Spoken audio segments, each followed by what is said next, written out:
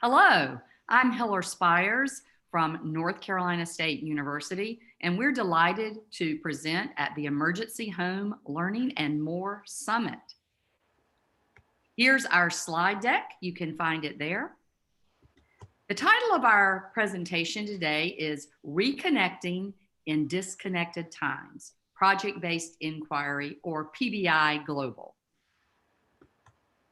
So let's introduce ourselves. As I said, I'm Hiller Spires. I'm the Executive Director at the Friday Institute for Educational Innovation and also a professor of literacy and technology in the College of Education. I'm Marie Himes. I'm a research associate at the Friday Institute and a former middle and high school English, social studies, and German teacher. Hi, everyone. I'm Andrea Gambino. I am a PhD student at the University of California, Los Angeles, and a former middle and high school English and social studies teacher. Hi, everyone. I'm Sarah Bausell. I'm a research associate at the Friday Institute and a former high school English teacher. Today, we're going to talk to you about Project-Based Inquiry Global, or what we refer to as PBI Global. So first of all, we're going to provide some guiding principles for remote teaching, and then we're going to explain what we mean by PBI Global, and then how do we plan a PBI Global during remote learning. And then we'll have time for takeaways and provide our final thank you. So what are some of the guiding principles for remote learning?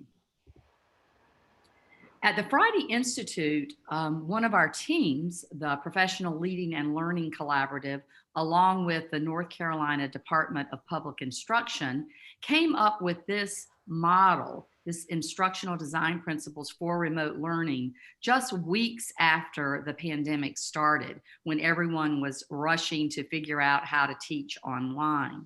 So they came up with 7 principles, design principles. You'll be familiar with many of these, and I'm just going to go through and highlight these for you because we'll be using these as a touchstone for later on in the presentation. First of all, and I think one of the most important principles is social and emotional learning. We all know that social and emotional learning is very important, and it certainly was important before the pandemic. But we have seen since the pandemic how it's become even more important. So when we're designing remote teaching and learning, social and emotional learning is front and center. Also, we need to think about our instructional time. We need to make explicit connections to families and students. We also need to think about student engagement and how this engagement aligns to our standards. Equity, choice, and flexibility are absolutely key during remote teaching and learning. Also, feedback on student work, thinking about how we provide feedback in formative ways so that students are constantly staying connected and understanding what the teacher wants them to engage in and what kind of responses the students have. And then finally, collaboration among students. So it's not just teacher to student, but also student to student, which is very key. So those are our 7 design principles, and we'll be touching back with those as we progress through the presentation. Thank you so much, Hiller, for providing that background structure for today's session. Now we're going to dig into our framework for project-based learning, which is what we refer to as PBI Global, or Project-Based Inquiry Global. PBI Global is comprised of a 5-phase inquiry process and a content focus on the UN Sustainable Development Goals. For the 5-phase inquiry process, students engage in asking a compelling question, gathering and analyzing sources, creatively synthesizing claims and evidence, critically evaluating and revising, and sharing, publishing, and acting. And through this 5-phase process, we say that students move from inquiry to action. And the focus of that inquiry to action is one or more of the UN Sustainable Development Goals. We have chosen this particular content as the basis for our inquiry because the UN Sustainable Development Goals were derived from global consensus. And so these 17 issues are the major challenges and opportunities that our global community faces currently, and they're looking to target these sustainable development goals by 2030. So make strides toward mitigating these issues. So when students engage in PBI Global, they have a UN SDG focus, for example, clean water and sanitation, which is SDG 6. And then as students work in collaborative teams through this 5-phase inquiry process, they design compelling questions that allow them to dig more deeply into issues of clean water and sanitation, and then gather and analyze sources, synthesize their inquiry findings, share and publish their learning products with the global community in order to share what is being done locally and globally to address this enduring challenge. We wanted to share with you a previous project to give you an example of what this may look like in schools. And this particular PBI Global happened in spring 2020 and involved 9th grade students from a rural school, that's Person Early College for Innovation and Leadership, and an urban school, that's Wake STEM Early College in North Carolina. These students worked in collaborative cross-school teams to inquire on UN SDG 6, and their focus or their topic for their inquiry was called Every Drop Counts: Global Water and Sanitation Issues. So now we're going to show you this short video, and we hope that this allows you to have a better understanding of what PBI Global looks like in schools. For the past 4 weeks, 9th graders at Wake STEM and Person Early College have been working together to investigate a co-designed compelling question pertaining to the United Nations Sustainable Development Goal number 6. There are underserved communities. Not everybody has access to clean water. Billions of people around the world are getting sick because of low quality water.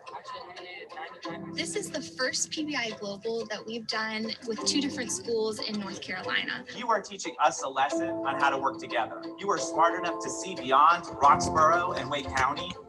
You are our future. They get to come up with a question, they get to answer it.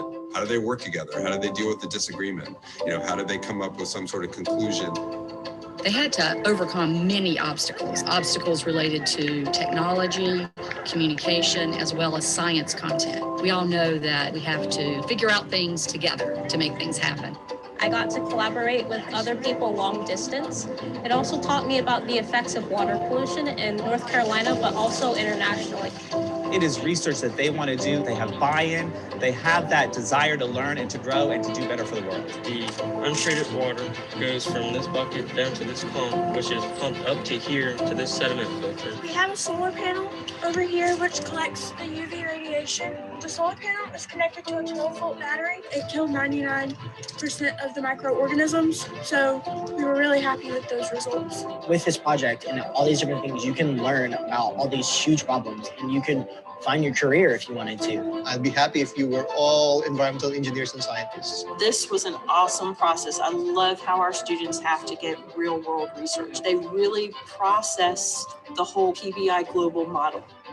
Nia, a character in the book, she has to walk miles every day just to get water. I don't think I could walk 2 miles with 2 gallons every day. They can read about it, but actually having to do it and feel how heavy the water is and how their knuckles are clenching up and getting painful. I mean, that puts them one step closer to being able to empathize. This made me appreciate what I have, my access to clean water. I think we all should chip in somehow to help out other countries. I'm gonna be more appreciative because I see what I have and I compare that to what other people have. They really got authentic learning.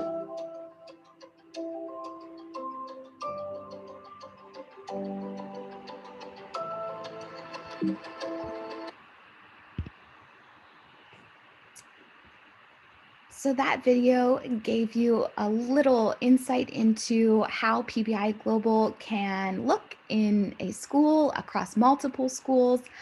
And as we have engaged in PBI Global with many schools over the past decade, one of the reasons why we think PBI Global is so well suited to this current remote learning context is because as our schools and students have collaborated with each other, a lot of the project learning that is taking place is happening asynchronously and remotely with many different online tools. We wanted to share with you, based on that video and that exemplar PBI Global that we just watched, what the student learning products looked like and some unique features from this particular collaboration. So as part of PBI Global, students always create an annotated bibliography and an evidence-based writing piece. And if you look in the upper left-hand corner, the evidence-based writing piece that this particular team created is showcased there, an excerpt from that. So we call this evidence-based writing sheet a claim sheet. And that's where student teams really put together an argumentative and evidence-based findings to their compelling question. The second student product that we're sharing with you from this PBI Global collaboration was a trifold display. All of the student teams were required to incorporate their findings in a visual form that would be appealing and understandable to a broader audience that didn't necessarily have expertise in research or in UN SDG 6, and be able to verbally share a summary of what their inquiry findings were as part of the showcase.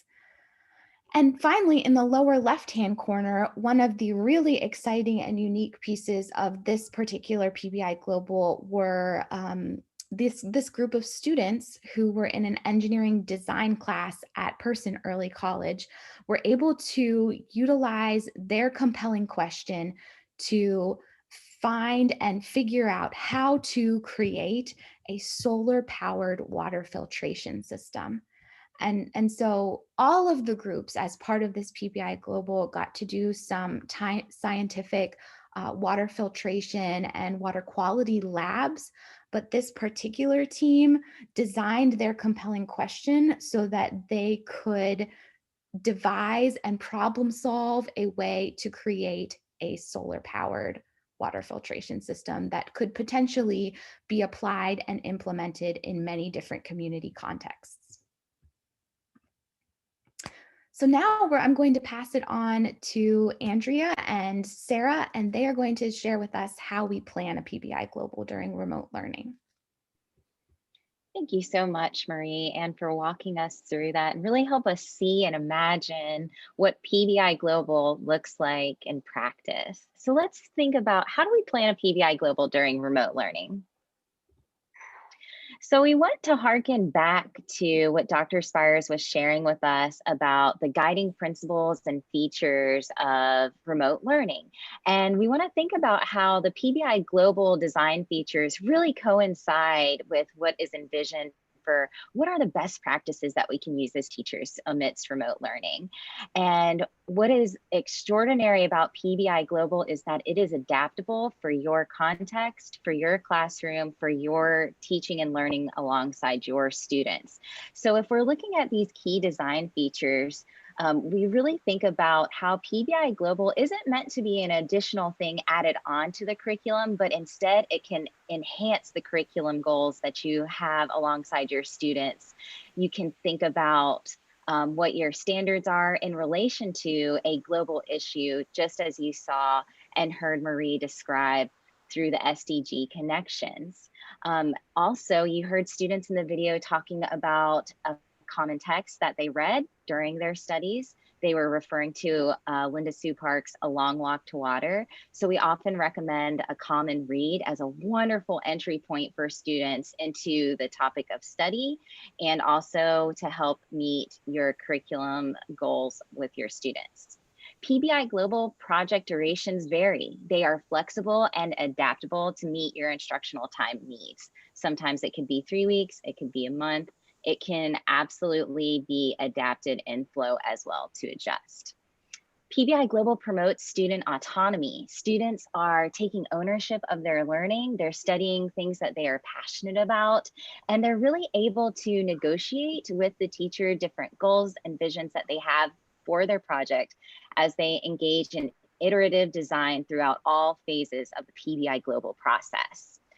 PBI Global also promotes collaboration, student to teacher, and also alongside key stakeholders that you might incorporate as part of a PBI Global project. So it's important to think about what external stakeholders or even folks within your school community would be wonderful additions to help support the PBI Global project and work alongside your students.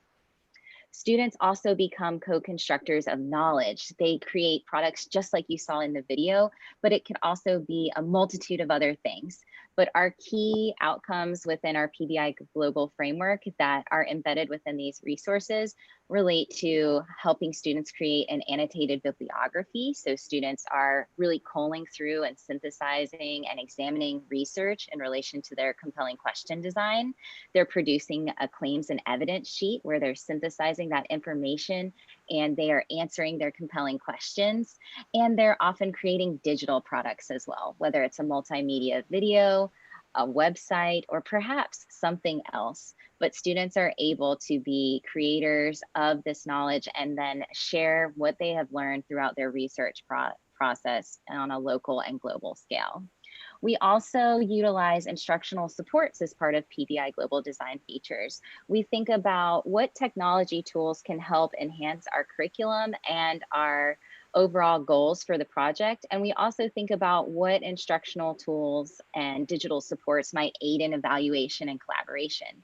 So earlier you saw a sample of our PBI Global claims and evidence sheet. And for example, teachers, external experts, coaches would be able to provide feedback on those sources throughout the entire cycle.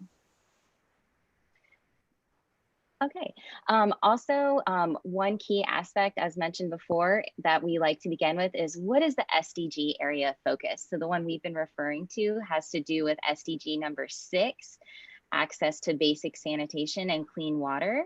And there are many others that we can choose from. It all depends on what are the passion areas of your students, what local and global issues do they wish to contribute to, and what would help amplify and support your curriculum goals. So this is where we begin. And it's also really important to ask yourselves, as always, as we do as teachers, what do we hope that our students will know, and what do we hope that they will learn and take away from this process? So these are some recommended guiding questions that can really help us as we are designing a PBI Global that can really support our curriculum needs, our students' passion areas, as well as can really enhance student engagement amidst remote learning. So asking ourselves, what background knowledge or personal experiences do students bring to this project? How do they know it? So how can we draw upon students' prior knowledge and their experiences? When we're selecting our SDG focus, how can we make it engaging for our particular students' experiences, our geographic context, social things that we are thinking about? How can we really make this relevant to students' lives?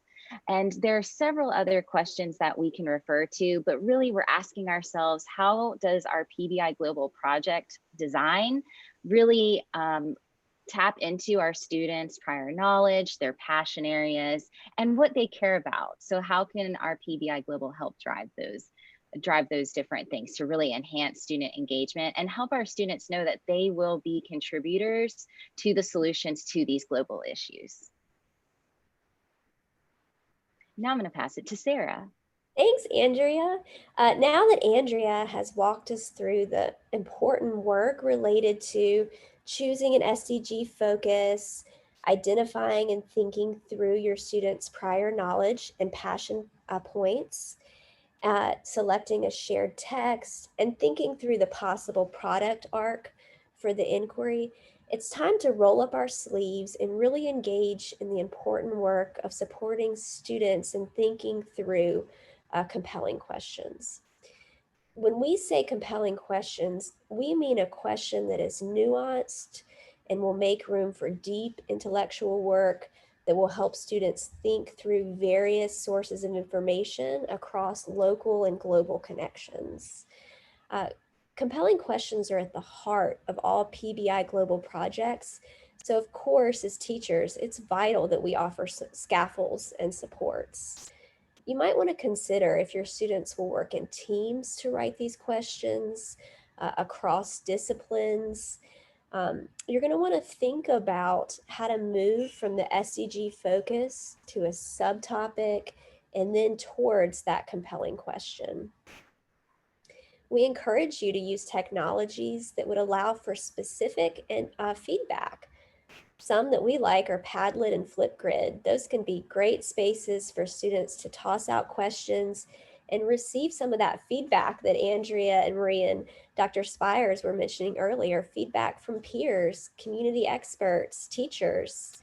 That's all an important part of meaningful collaboration and the iterative work in PBI Global. Here are two sample questions that go back to the project you've seen throughout the presentation today. How do global sanitation challenges present opportunities for innovation?